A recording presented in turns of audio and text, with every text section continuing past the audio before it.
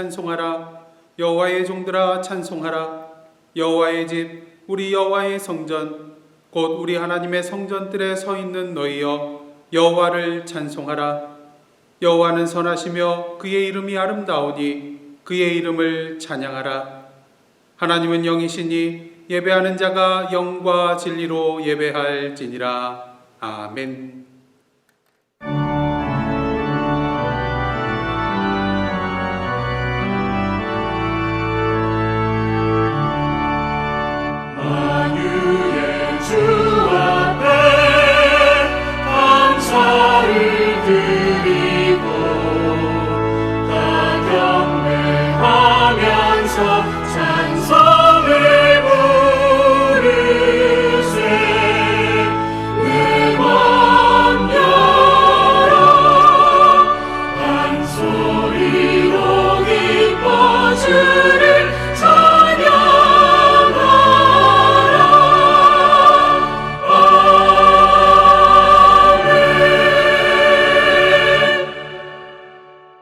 성시교독은 교독문 81번 에베소서 4장입니다. 그러므로 주 안에서 갇힌 내가 너희를 권하노니 너희가 부르심을 받은 일에 합당하게 행하여 모든 겸손과 온유로 하고 오래 참음으로 사랑 가운데서 서로 용납하고 평안에 매는 줄로 성령이 하나 되게 하신 것을 힘써 지키라. 몸이 하나요 성령도 한 분이시니 이와 같이 너희가 부르심의 한 소망 안에서 부르심을 받았느니라. 주도 한 분이시요 믿음도 하나요 세례도 하나요 하나님도 한 분이시니 곧 만유의 아버지시라. 만유 위에 계시고 만유를 통일하시고 만유 가운데 계시도다. 아멘. 이제 다 함께 사도신경으로 우리의 신앙을 하나님 앞에 고백하시겠습니다.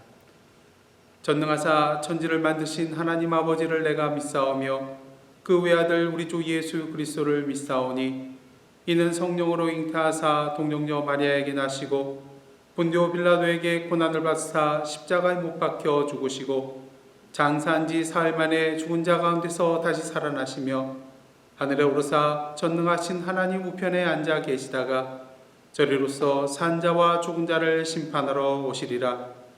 성령을 믿사오며 거룩한 공회와 성도가 서로 교통하는 것과 죄를 사하여 주시는 것과 몸이 다시 사는 것과 영원히 사는 것을 믿사옵나이다. 아멘.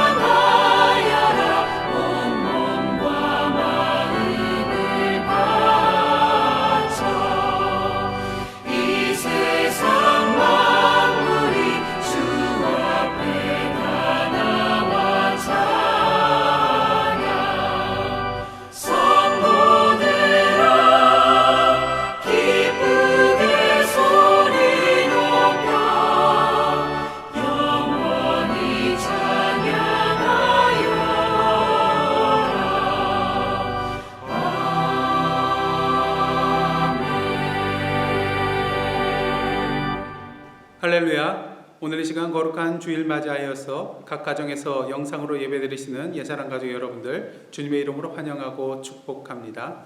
이 시간 교회 소식 몇 가지 알려드리도록 하겠습니다. 지난주 광고 말씀드린 대로 오늘 오후 3시부터 4시 사이에 현장 헌금이 있겠습니다. 교회 주차장에 준비된 봉헌함에 헌금해 주시면 되겠습니다. 저와 김은택 장로님께서 교회에서 기다리고 있을 것입니다. 또 오늘 여러분들 오시기로 하셨는데요. 같이 또 인사 나누시고 또 오래간만에 대화 나누시고 돌아가시면 좋을 것 같습니다. 예배 및 모임 안내 말씀드립니다. 6월에도 별도의 공지가 있을 때까지 모든 주중 모임은 취소되고요. 주일 예배와 금요 찬양 기도회는 계속해서 영상 예배로 드리게 됩니다. 착오 없으시기를 바랍니다. 또 여러 가지 중보 기도 제목이 있는데요.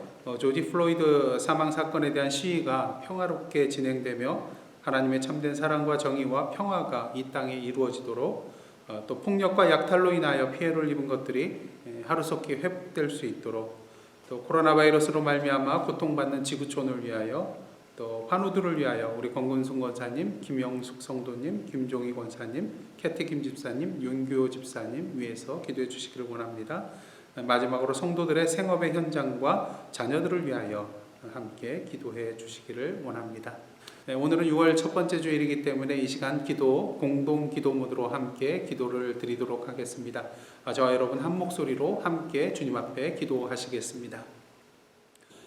하나님, 지난 한 주간 사랑으로 저희들을 품어주시고 세상의 험한 영적인 풍랑 속에서도 길을 잃지 않고 오늘도 거룩한 주일 주님 앞에 나와 예배드리게 하여 주시니 감사드립니다.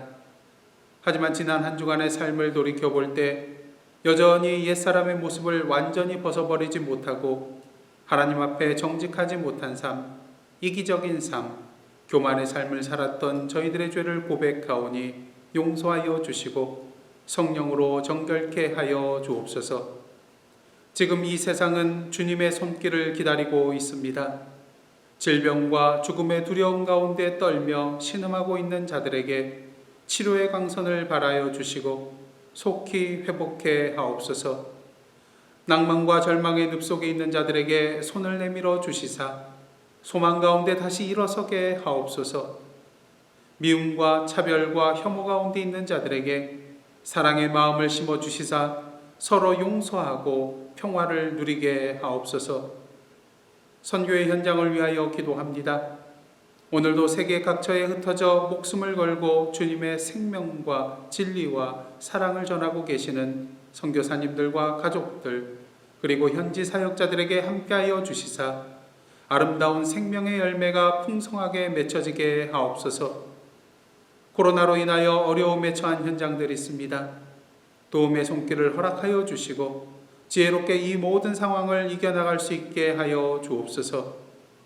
특히 멕시코 선교 현장을 기억하여 주시사 코로나 사태로 인하여 단기 선교를 갈 수 없게 되었지만 주님께서 친히 찾아가 주셔서 함께 동행하여 주시고 오늘도 저희들의 물질적 영적 후원을 통하여 주님의 능력의 역사가 드러나게 하옵소서. 참으로 어둡고 긴 터널을 지나가고 있습니다. 끝까지 선한 목자 되어 주시는 주님의 손을 놓치지 않고 믿음과 소망 가운데 빛된 터널의 끝을 누리는 저희들 되게 하옵소서. 오늘도 성도들의 생업의 현장을 지켜 보호하여 주시고 재정적인 어려움에서 하루속히 벗어날 수 있도록 인도하여 주옵소서. 환중에 계신 분들을 위하여 기도합니다. 친히 병상에 임재하여 주시사 세상이 줄 수 없는 당신의 평안함으로 채워주시고 환처에 친히 안수하여 주시사 당신의 선하신 길로 인도하여 주옵소서. 오늘도 이 시간 마음과 뜻과 정성을 모두어 주님 앞에 예배드립니다. 비록 서로 흩어져 각 처소에서 예배드리지만 오늘도 성령님의 인도하심과 교통하심 가운데 한 마음, 한 뜻, 한 몸으로 주님 앞에 예배드리는 저희들 되게 하옵소서. 이 시간 저희들의 예배를 기뻐 흠양하여 주시고 오늘도 말씀과 찬양과 기도 가운데 주님의 임재를 누리며 영적으로 위로받고 도전받고 결단하며 나아가는 은혜의 시간 되게 하옵소서. 이 모든 말씀 예수님의 이름으로 기도하옵나이다. 아멘.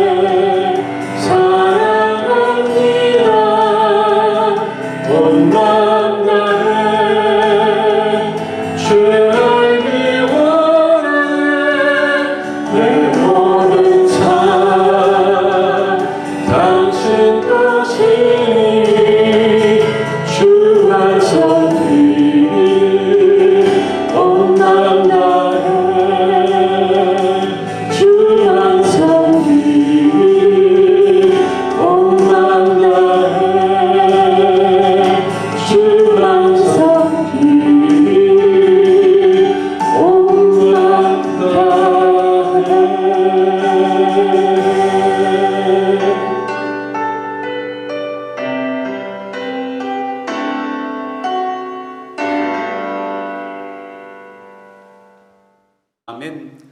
빌리김 집사님과 캐티김 집사님의 은혜로운 찬양이었습니다.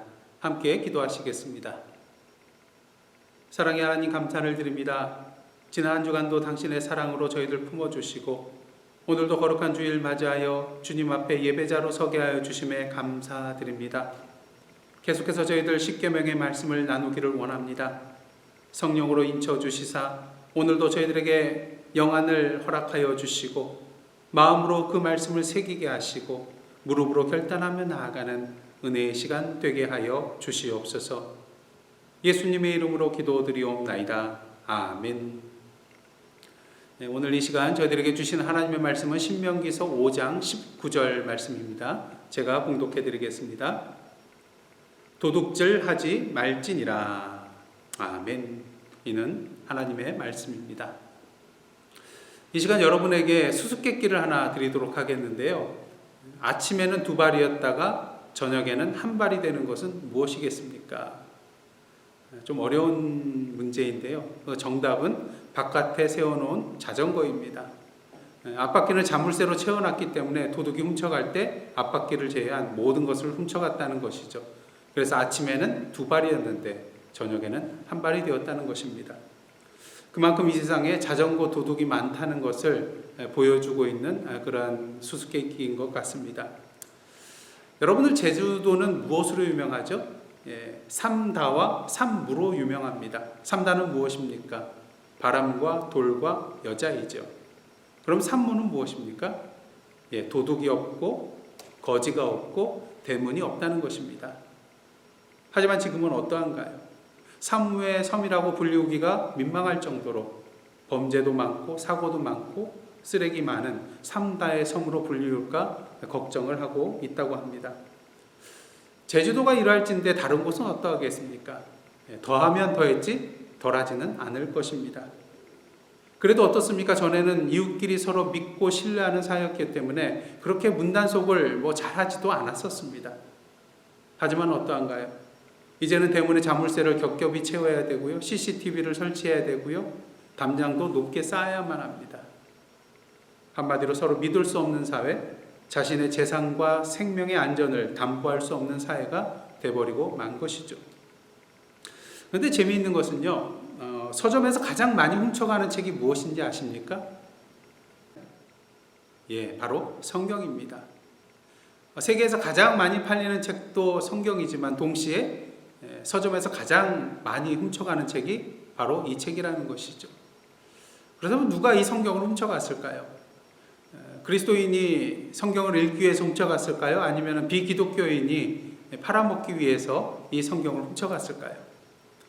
분명한 것은 이 한 목사는 아니라는 것입니다. 여러분도 마찬가지겠죠. 바라기는 그 사람이 누가 되었든지 간에 훔쳐간 성경을 읽고 회개하고 주님께 돌아오기를 바랍니다. 오늘은 10계명 중에 제8계명인 도둑질하지 말지니라 라는 그런 말씀을 함께 나누겠는데요. 도둑질이란 무엇입니까? 국어사전을 보시면 남의 물건을 훔치거나 빼앗는 짓이라고 정의되어 있습니다. 또한 오늘 본문에는 히브리어로 가나브라는 그런 동사가 사용되었는데요. 그 의미는 put aside, 옆으로 제쳐놓는다는 그러한 뜻입니다. 그러기에 남의 것을 훔친다는 그런 의미로 사용되는 것이 바로 이 가나브라는 그런 동사입니다. 하지만 사실 도둑질하지 말라는 이 하나님의 말씀은 그렇게 단순한 계명은 아닌 것 같습니다. 그저 다른 사람의 물건을 훔치거나 빼앗는 것만을 의미하는 것이 아니기 때문인 것이죠. 그래서 구약에 나와 있는 것은 절도죄에 대한 규정을 보시면요. 절도나 강도만을 말하는 것이 아니라 유괴와 납치에 대하여서도 또한 남의 재산에 대하여 부주의나 태만으로 말미암아서 해를 끼쳤을 경우에도 광범위하게 이 도둑질에 해당되는 그런 죄로 보고 있는 것을 우리가 발견하게 되는 것입니다.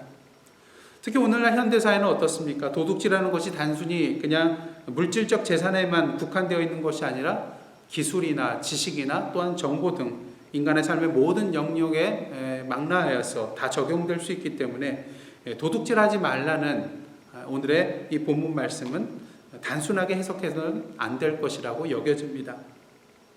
사실 이번 코로나 사태도 한번 보시기를 바랍니다. 자택 대피 행정명령이나 또 사회적 거리두기 그리고 마스크 쓰기 이런 것들을 지키지 아니하고 심지어는 코로나가 증세가 있음에도 불구하고 자기 멋대로 돌아다니는 그런 많은 사람들을 보게 됩니다. 그리고 실제로 이러한 사람들을 인하여서 코로나가 확산이 되고요. 또 죽음을 맞이하게 된 그런 사람도 있는 것을 보게 됩니다. 그런 의미에서 이 사람들은 다른 사람들의 건강과 소중한 생명을 훔쳐간 그런 도둑이라고 할 수가 있는 것이겠죠. 뿐만 아닙니다. 이번 조지 플로이드 사건을 빙자하여서 폭력과 약탈과 방화를 저지르는 그런 사람들 생각해 보시기를 바랍니다. 저는 개인적으로 이번에 폭력과 약탈을 행한 자들의 범죄 행위 속에서 3가지 차원의 도둑질을 발견하게 됩니다. 첫째로 다른 사람들의 물건을 훔친 도둑질이고요. 둘째로는 다른 사람들의 행복의 권리를 훔친 도둑질입니다.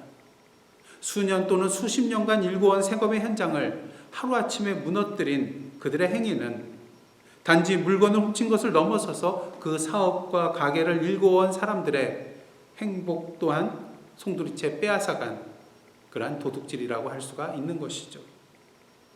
그다음 셋째로 그들의 범죄 행위는요, 평화적 시위자들의 노력과 헌신을 훔쳐간 도둑질이었습니다. 그들의 폭력과 약탈로 말미암아 조지 플로이드 사망에 대하여 평화적으로 시위하며 정의를 외치던 그런 사람들의 소리가 희석되고 또한 왜곡되었기 때문인 것이죠. 그렇다면 오늘 이 시간 도둑질하지 말지니라 말씀하시는 하나님의 말씀은 오늘 우리에게 어떠한 의미가 있다고 할 수가 있겠습니까? 크게 세 가지로 함께 말씀을 나누도록 하겠습니다. 첫째로 도둑질하지 말라는 말씀은요, 자기 중심성에서 벗어나라는 말씀인 것입니다. 여러분들 어린아이들이 종종 가게에 가서 자기 물건도 아닌데 또 값을 치른 것도 아닌데 그냥 집어가지고 나오는 경우를 보신 적이 있을 것입니다. 소아정신과 전문의의 말에 의하면요, 어린아이들의 사고체계는 기본적으로 자기 중심적이라고 합니다. 그러게 이런 아이들의 사고체계를 분석한 연구를 보면요, 유아들의 사고는 이렇게 전개된다고 합니다. 잘 들어보십시오. 내가 갖고 싶은 자동차 장난감이 저기 있구나. 저 장난감은 나를 위한 것이야. 그러므로 내가 가져갈 수 있어. 그리고 가져간다는 것이죠. 보통 2, 3세가 되면요, 아이들에게 소유 개념이 생기는데 내 마음에 드는 것은 모두 내 것이라는 그러한 마음을 갖게 된다고 합니다.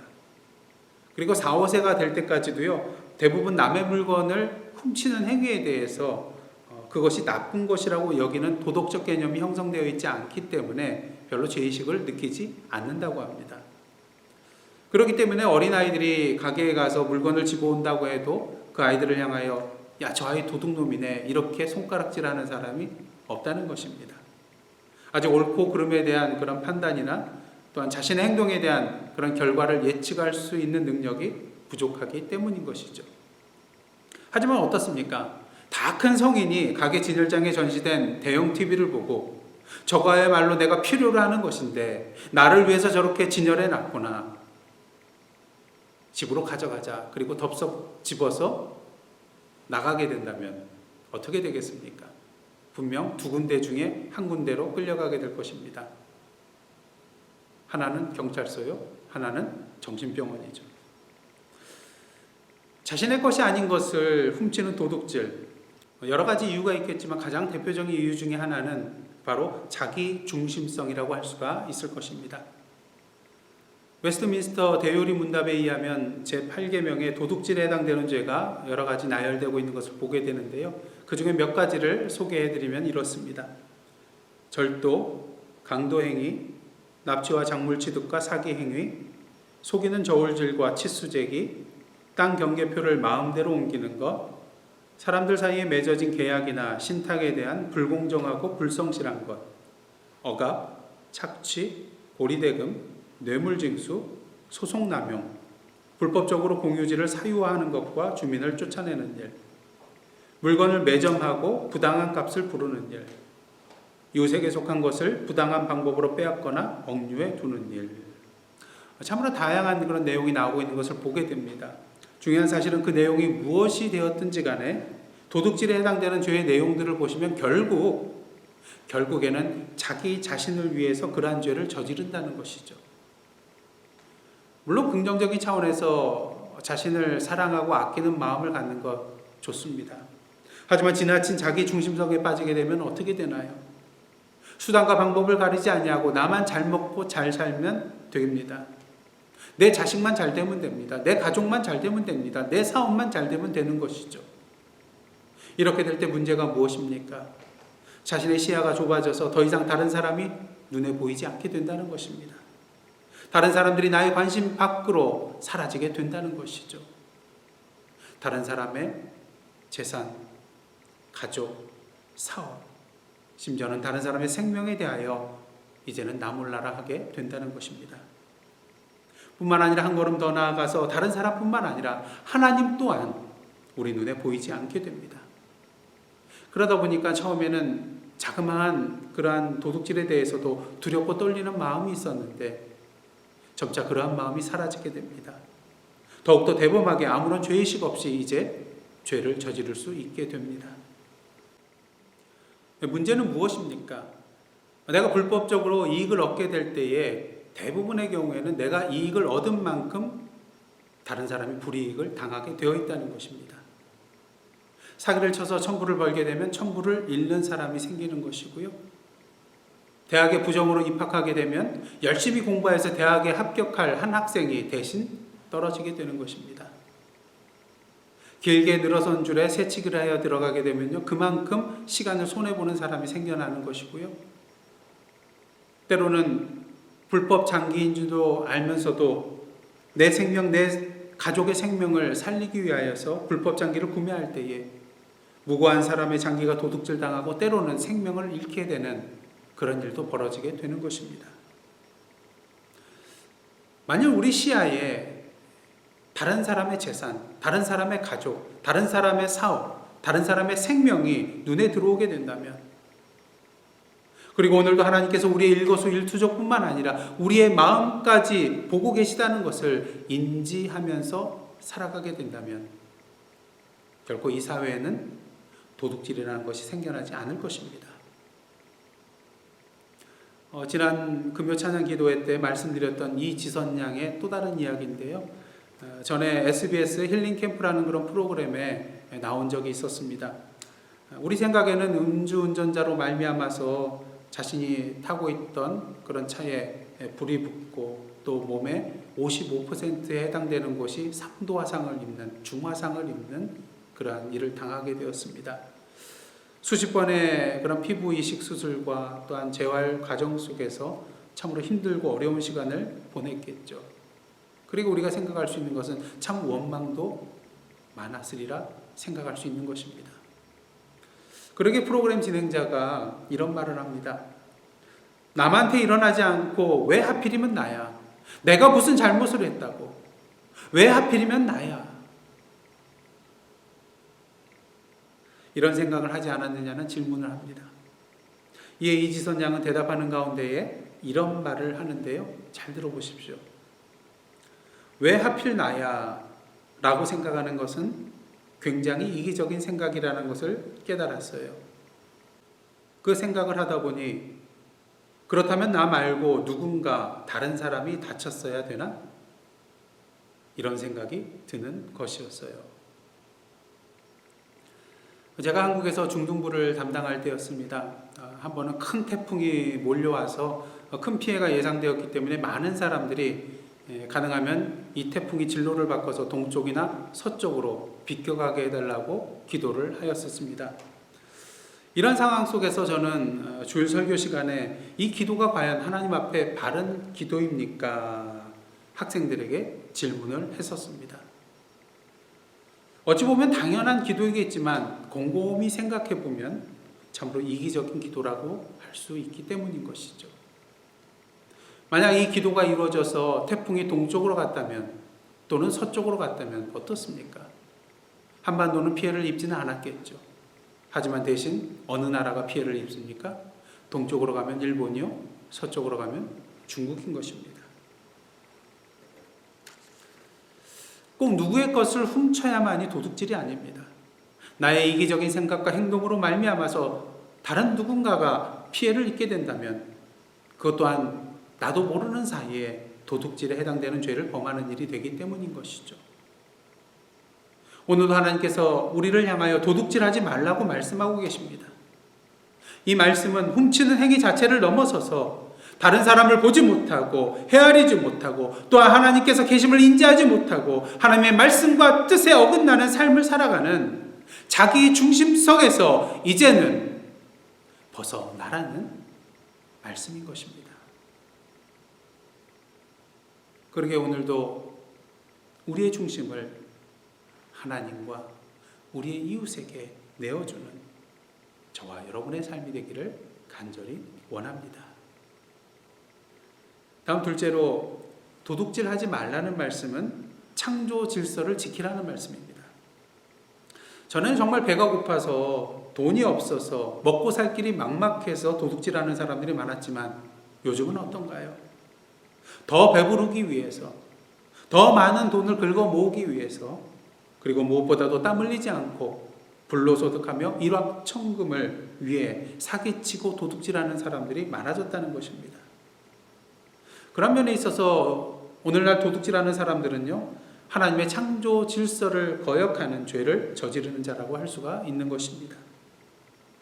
많은 사람들이 그 아담과 하와의 범죄로 말미암아서 그 벌로 우리가 땀 흘려 일하게 되었다, 그렇게 생각들을 합니다. 과연 그럴까요?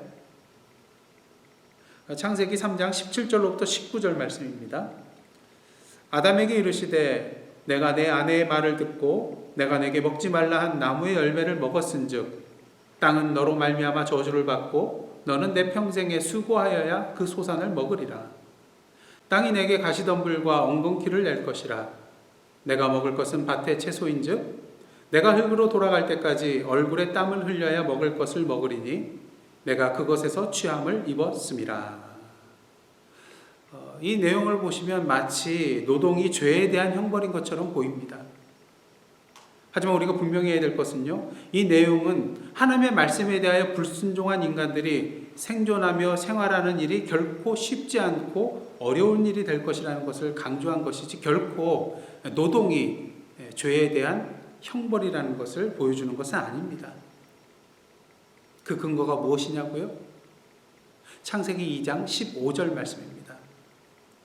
여호와 하나님이 그 사람을 이끌어 에덴 동산에 두어 그것을 경작하며 지키게 하시고.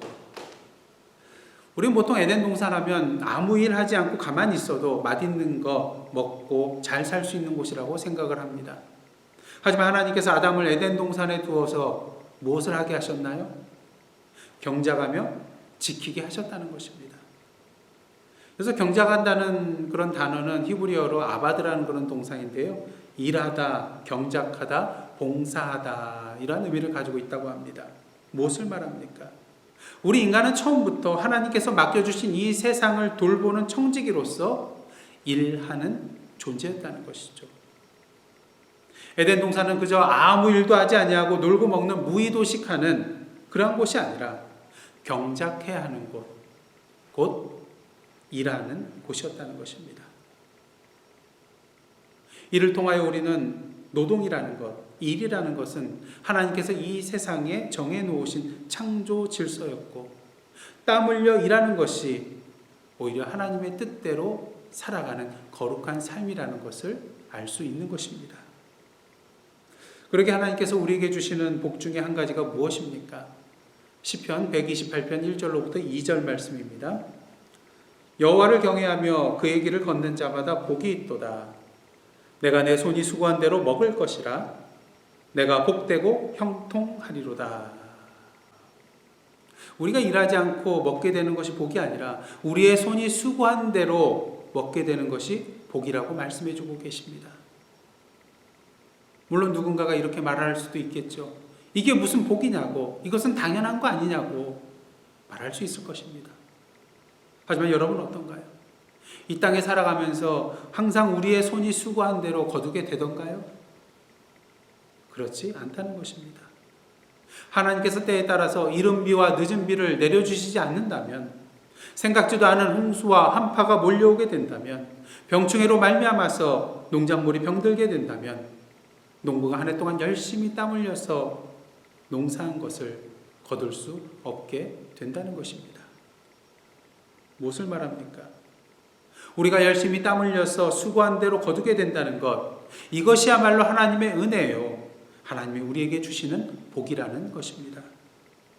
그리고 이것이 바로 하나님께서 우리 인간에게 주신 창조 질서라는 것이죠. 그런 면에 있어서 도둑질이라는 것은 땀 흘려 일하지 않고 이익을 보고자 하는 하나님의 창조 질서를 무너뜨리는 범죄 행위라고 할 수가 있는 것입니다. 그러게 오늘도 땀 흘려 일함을 통하여서 우리의 손이 수고한 대로 거두게 되는 창조 질서의 복과 은혜를 누리시는 저와 여러분의 삶이 되시기를 간절히 소원합니다. 하지만 한 가지 문제가 있습니다. 정말 일할 곳이 없어서, 정말 먹을 것이 없어서, 정말로 배가 고파서 도둑질한 사람은 어떠한가요? 지금 바로 수술비만 있으면 어머니를 살릴 수 있는데 그 수술비가 없어서 도둑질한 사람은 어떠한가요? 옛 속담에 사흘 굶어서 남의 담 안 넘는 놈 없다, 이런 말이 있습니다. 아무리 착한 사람이라 할지라도 몹시 궁하게 되면 못하는 짓이 없게 됨을 비유적으로 나타낸 그러한 속담인 것이죠. 비슷한 말로 새끼 굶으면 군자가 없다, 사흘 굶으면 포도청의 담도 뛰어넘는다, 이런 말도 있습니다. 사실 이러한 사람들에 대해서는 그들의 현실과 상황을 이해하고 정상 참작을 해줘야 될 것 아니겠습니까?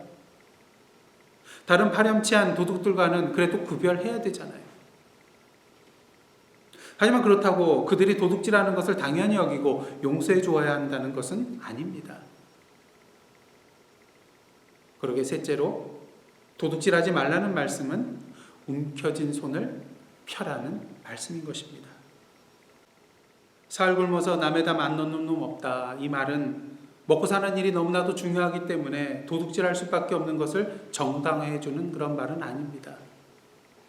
또한 정말 가난하고 먹을 것이 없어서 도둑질한 사람을 사랑으로 이해해 주라는 말도 아닌 것입니다. 우리는 그리스도인으로서 이 속담에 대하여 책임의식을 가지고 이 사회를 돌아보고 또한 우리 자신을 돌아봐야 될 줄 믿습니다. 왜 우리 사회는 이렇게 굶주린 사람들이 많이 있는지, 왜 우리 사회는 이렇게 도둑질하지 않고서는 자신의 생명을 유지할 수 없게 되는 것인지 문제의식을 가지고 우리 사회 현실을 바라보아야 한다는 것입니다. 예수님의 산상수훈에 큰 영향을 받아서 비폭력 무저항주의로 나아갔던 인도의 마하트마 간디는 이러한 말을 했습니다. 우리는 우리의 필요를 채우기에는 충분한 자원을 가지고 있지만 우리의 욕심을 채우기에는 턱없이 부족합니다. 오늘 우리 사회에 헐벗고 굶주리고 이렇게 가난한 자들이 왜 이렇게 많아지는지요? 왜 이렇게 억울한 사람들이 많아지는지요? 그 이유는 오직 하나입니다. 이 사회에 도둑놈이 너무 많기 때문인 것입니다. 그리고 이 도둑놈의 욕심은 끝이 없기 때문입니다. 전도서 1장 8절과 5장 10절 말씀입니다. 모든 만물이 피곤하다는 것을 사람이 말로 다 말할 수는 없나니 눈은 보아도 족함이 없고 귀는 들어도 가득 차지 아니하도다. 은을 사랑하는 자는 은으로 만족하지 못하고 풍요를 사랑하는 자는 소득으로 만족하지 아니하나니 이것도 헛되도다. 이 세상에 가장 큰 손이 있는데 그것은 바로 인간의 욕심의 손이라고 할 수가 있겠습니다. 마술과 같이요, 계속 움켜잡고 또 움켜잡고 움켜잡아도 그 손이 가득 차지 않거든요. 더욱더 놀라운 것은 그렇게 계속 움켜잡음에도 불구하고 마음의 만족함이 없다는 것입니다. 왜 그렇습니까? 참된 만족이라는 것은 이 세상의 모든 것들을 소유함에 있는 것이 아니라 우리의 참 목자 되시는 하나님의 양이 되는 것, 다시 말해서 그의 소유가 됨에 참된 만족이 있기 때문인 것입니다. 그렇게 다윗은 이렇게 고백합니다. 여호와는 나의 목자시니 내게 부족함이 없으리로다. 만일 여호와 하나님께서 우리의 목자가 되어주신다면, 그리고 우리가 그분의 소유가 된다면 그것은 바로 우리의 모든 소유가 바로 하나님의 소유가 됨을 인정하는 것이라고 할 수가 있겠습니다. 그렇게 하나님께서는 오늘도 당신의 소유된 우리를 향하여서 우리의 움켜진 손을 펴라고 말씀하고 계신 것입니다. 신명기서 15장 7절과 8절 그리고 11절 말씀입니다. 내 하나님 여호와께서 내게 주신 땅 어느 성읍에서든지 가난한 형제가 너와 함께 거주하거든 그 가난한 형제에게 내 마음을 완악하게 하지 말며 내 손을 움켜쥐지 말고 반드시 내 손을 그에게 펴서 그에게 필요한 대로 쓸 것을 넉넉히 구워주라. 11절입니다. 땅에는 언제든지 가난한 자가 그치지 아니하겠으므로 내가 내게 명령하여 이르노니 너는 반드시 내 땅 안에 내 형제 중 곤란한 자와 궁핍한 자에게 내 손을 펼지니라. 사실 우리의 손을 이웃에게 펼치는 것 쉬운 일은 아닙니다. 왜요? 빈손이 되잖아요. 내 것이 없어지잖아요. 하지만 하나님께서는 신명기 15장 10절을 통해서 이렇게 말씀해 주고 계십니다. 너는 반드시 그에게 줄 것이요 줄 때에는 아끼는 마음을 품지 말 것이니라. 이로 말미암아 내 하나님 여호와께서 내가 하는 모든 일과 내 손이 닿는 모든 일에 내게 복을 주시리라. 또한 누가복음 6장 38절에서 예수님께서 이러한 말씀을 하십니다. 주라 그리하면 너희에게 줄 것이니 곧 후히 되어 누르고 흔들어 넘치도록 하여 너희에게 안겨주리라. 너희가 헤아리는 그 헤아림으로 너희도 헤아림을 도로 받을 것이니라. 주께서 왜 후히 누르고 흔들어 넘치도록 주시겠다고 하실까요? 그 이유는 우리에게 주신 것이 어떻게 쓰일지 아시기 때문입니다. 도둑질하지 말지니라. 이 말씀은 소극적 의미에서 다른 사람의 것을 훔치지 말라는 것입니다. 그리고 적극적 의미에서 더 이상 이 땅에 가난한 자들, 눈물 흘리는 자들이 없게 하라는 것입니다. 도둑질하지 않고는 살아갈 수 없는 자들이 더 이상 생겨나지 않도록 하라는 것입니다. 이제는 더불어 함께 살아가라는 명령인 것입니다. 그러게 웨스트민스터 대요리 문답을 보시면 도둑질하지 말라는 계명에 해당되는 죄를 열거할 때에 마지막에 이러한 내용이 있습니다. 제8계명에서 금지된 죄는 우리 자신을 속여 하나님께서 우리에게 주신 재물을 바로 사용하지 못하는 것이다. 앞서 말씀드렸다시피 우리의 모든 소유는 하나님의 것입니다. 그렇게 만일 우리가 이 하나님의 것을 제대로 사용하지 않는다면, 바르게 사용하지 않는다면 이것은 바로 하나님의 것을 도둑질하는 죄를 범하는 것과 같은 것이 된다는 것이죠. 오늘 시간 하나님께서 우리를 향하여 도둑질하지 말라고 말씀하고 계십니다. 이 계명을 우리는 에베소서 4장 28절을 통하여서 요약을 할 수가 있는 것 같습니다. 도둑질하는 자는 다시 도둑질하지 말고 돌이켜 바로 자기 중심성에서 벗어나라는 말씀인 것이죠. 가난한 자에게 구제할 수 있도록 자기 손으로 수고하여 선한 일을 하라. 창조 질서에 따라 땀 흘려 열심히 일함을 통하여서 하나님께서 허락하신 그 소유를 이제는 더 이상 움켜잡지 말고 이제 그 손을 펴서 더불어 나누라는 말씀인 것입니다. 지금 이 시간 저와 여러분이 손에 움켜잡고 있는 것은 무엇입니까?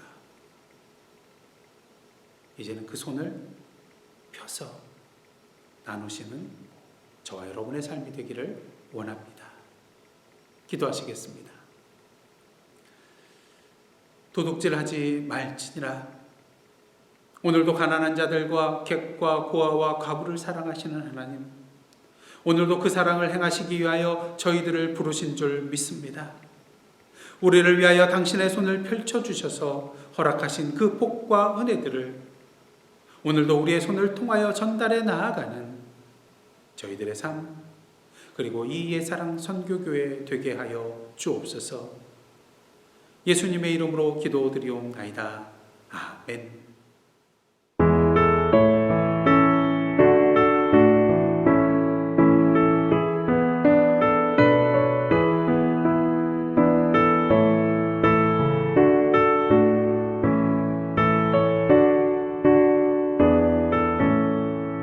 나의 죄를 정케 하사 주의 일꾼 삼으신 구세주의 넓은 사랑 항상 찬송합니다. 나를 일꾼 삼으신 주 크신 능력 주시고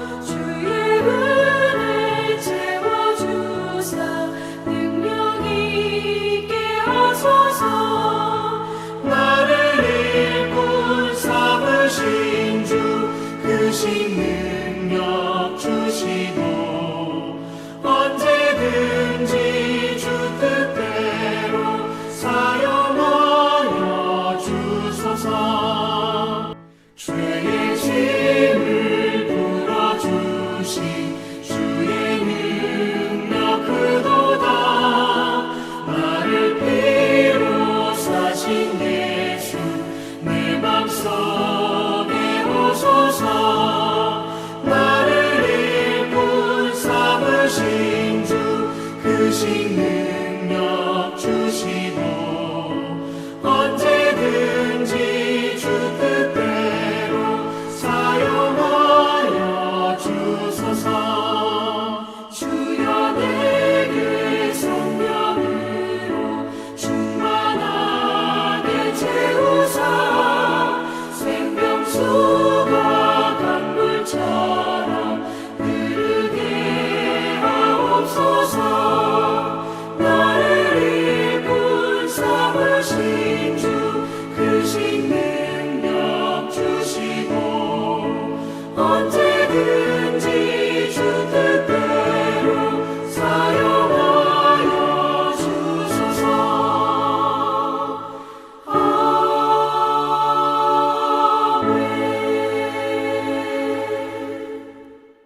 이제 다 같이 찬송 50장 1절 부르시며 하나님 앞에 봉헌하시겠습니다.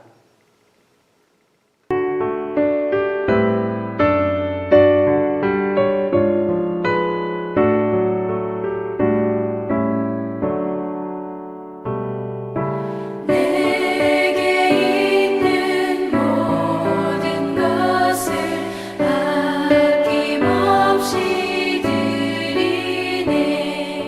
사랑하고 의지하며 주만 따라 살리라. 주께 드리네. 주께 드리네. 사랑하는 구주 앞에 모두 드리네.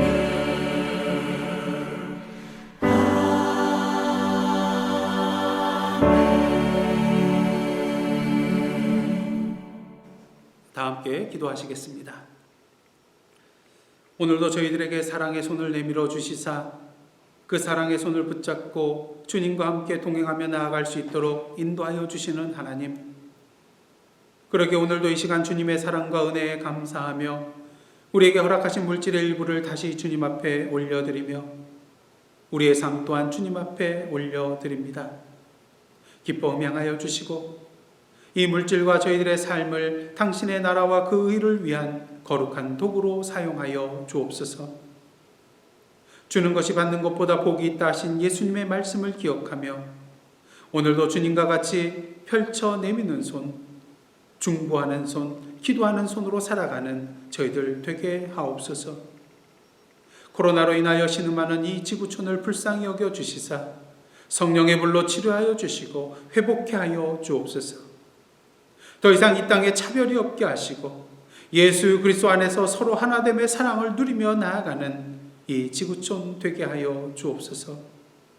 폭력과 약탈을 일삼는 자들의 마음을 돌이켜 주시고 피해를 입고 애통하는 자들의 심령을 위로하여 주시사 하루속히 복구되고 회복될 수 있도록 친히 인도하여 주옵소서. 오늘도 비록 육신적으로는 멀리 떨어져 영상으로 예배드리지만 예사랑 성도 한 분 한 분 한 분 성령으로 임하여 주시사 주님 안에서 영적으로 하나됨을 누리며 서로 중보하며 기도하며 힘이 되어주는 예사랑 가족 되게 하여 주옵소서. 환중에 계신 분들에게 함께하여 주시사 친히 환처에 안수하여 주시고 삶의 무거운 짐으로 말미암아 지쳐있는 성도들을 위로하여 주시고 능력으로 동행하여 주옵소서. 이제 새로운 한 주간 살아가게 됩니다.